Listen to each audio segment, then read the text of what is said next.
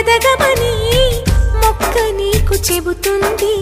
ఎదిగిన కొద్దీ ఒదగమని అర్థమందులో ఉంది.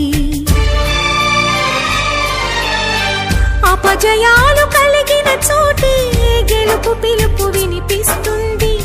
ఆకులన్నీ రాలిన చోటే కొత్త చిగురు కనిపిస్తుంది. మౌనంగానే ఎదగమని మొక్క నీకు చెబుతుంది. ఎదిగిన కొద్దీ ఒదగమని అర్థమందులో ఉంది. అపజయాలు కలిగిన చోటే గెలుపు పిలుపు వినిపిస్తుంది. ఆకులన్నీ రాలిన చోటే కొత్త చిగురు కనిపిస్తుంది.